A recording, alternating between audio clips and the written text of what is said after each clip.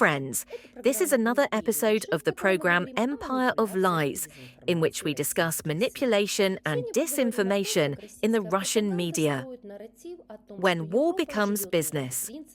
In the latest episode of 60 Minutes, Olga Skabeeva constructs a narrative in which everything, from the transfer of Tomahawk missiles to the fate of frozen Russian assets, is woven into a single narrative. Proof that Europe lives not for principles, but for war and money. This isn't just a stream of accusations, but a carefully assembled ideological construct. In it, Europe is not a union of democracies, but a besieged fortress of hypocrisy. America is a huckster, and Russia is an observer, confident in its superiority. 1. War as the new normal. The broadcast begins with a supposed new round of escalation. Trump is allegedly considering transferring cruise missiles to Ukraine, and Europe is buying weapons from the Pentagon. From the very first seconds, the key idea is clear. The war continues not because of Russia, but because of the West, which benefits from fighting. For the audience, this isn't news, but a familiar mantra. But now it's presented as an explanation of the pattern. If supplies are stopped, the Ukrainian front will collapse. Europeans are forced to steal Russian assets, otherwise they'll have to pay out of their own pockets. This is how propaganda achieves its main goal. It normalizes the idea that war is a natural part of the global economy. Europe, by this logic, is no longer a union of free nations, but a military corporation that needs to feed the Ukrainian front to maintain profits. It has emerged that US President Trump has not abandoned the idea of supplying Zelenskyy with Tomahawks. It is possible that Zelenskyy could receive the Tomahawks through third countries, according to Permanent Representative to NATO Matt Whitaker. According to him, the main target for American cruise missiles will be Russia's oil and gas infrastructure and defense industry enterprises. European Commission President von der Leyen acknowledged that the Ukrainian front is currently being fought exclusively with Western weapons, and if these supplies are stopped, the Ukrainian front will collapse. 2. Ukraine as a foreign project. Skabeeva carefully undermines the idea of Ukraine as an independent actor.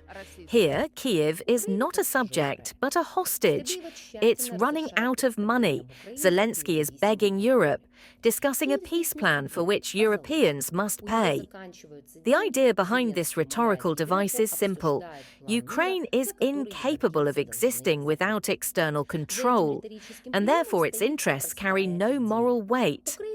As a result, all European solidarity with Ukraine is presented not as support for the victim of aggression, but as a prolongation of the war. And the very idea of a ceasefire becomes suspect. After all, it doesn't mean peace, but stolen assets and new debts for Europe. 3. America as a source of chaos.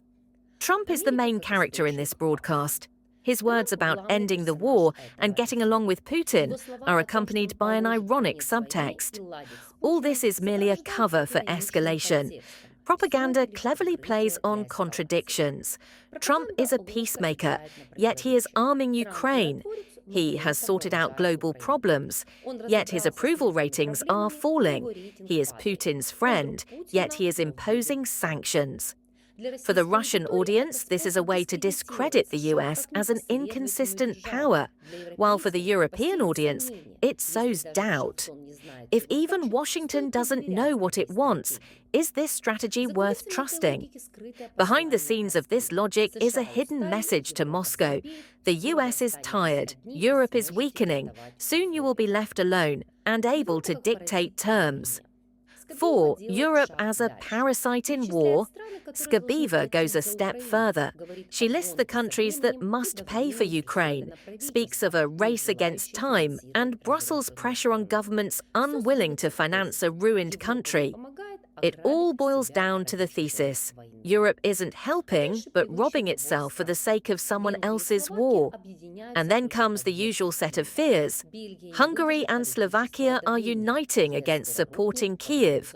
Belgium will not withstand political pressure. The EU will soon collapse under the weight of debt.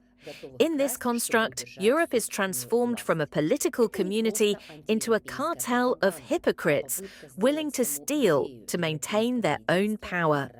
This isn't just anti-European propaganda, but an attempt to make the very idea of European unity morally dubious.